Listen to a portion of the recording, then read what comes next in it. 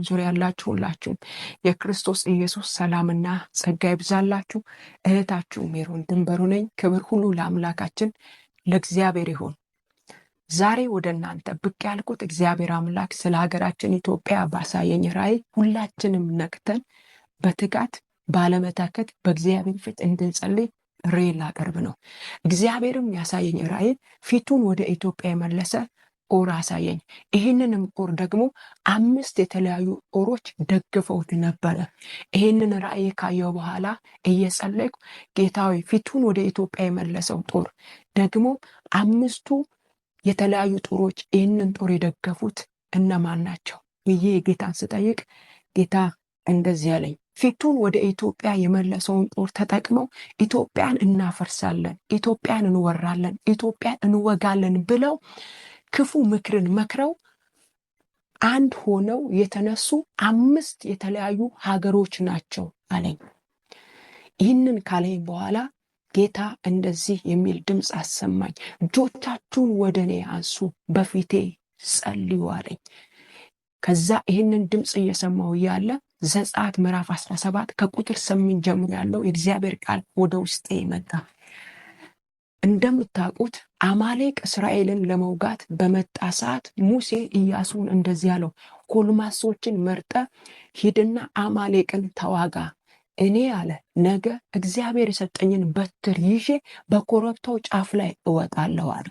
ይህንን ካለ በኋላ ሙሴ ወደ ኮረብታው ጫፍ እግዚአብሔር የሰጠውን በትር ይዞ ወጣ። ኦርና አሮንም አብረውት ነበሩ። ኢያሱ ከአማሌቅ ጋር ሲዋጋ ሙሴ በኮረብታው ጫፍ ላይ ሆኖ እጁን አንስቶ ነበር። ሙሴ እጁን ባነሳ ሰዓት እስራኤል ድል ያደርግ ነበር።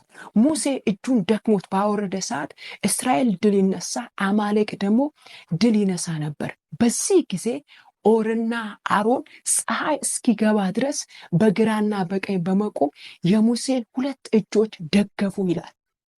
በዚህ ሰዓት ኢያሱ ተዋግቶ አማሌቅን አሸነፈ፣ ህዝቡን አሸነፈ የሚል የእግዚአብሔር ቃል ታገኛላችሁ።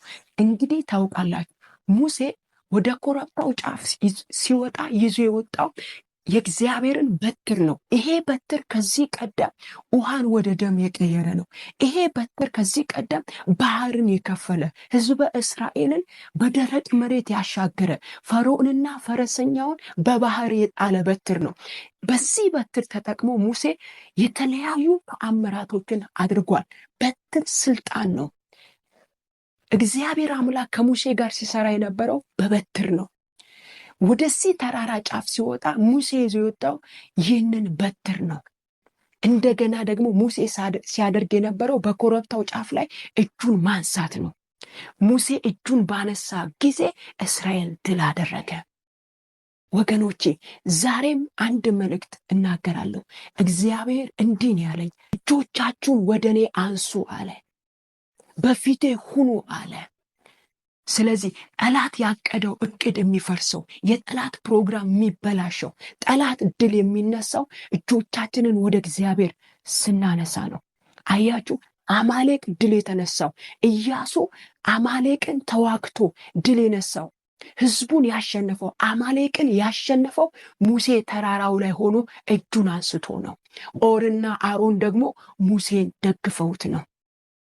ዛሬም ይህንን መልእክት የምትሰሙኝ ውድ ኢትዮጵያውያን የእግዚአብሔር ቤተሰቦች፣ በብዙ ስለ ኢትዮጵያ የምትጸልዩ እናቶች፣ አባቶች፣ ትጎች፣ እግዚአብሔርን እየፈለጋችሁ ያላችሁ እግዚአብሔር ቤተሰቦች እጆቻችንን ወደ እግዚአብሔር እናንሳ። እግዚአብሔር ይዋጋልናል፣ እግዚአብሔር ያሸንፍልናል። መሪዎቻችን እጆቻችሁን ወደ እግዚአብሔር አንሱ። ከፊት ይልቅ ከትላንት ይልቅ ከአምና ከካቻምና ይልቅ ሁላችንም በአንድነት እጆቻችንን ወደ እግዚአብሔር እናንሳ። እግዚአብሔር ያሰማኝ ድምፄ ነው። እጆቻችሁን ወደ እኔ አንሱ አለ።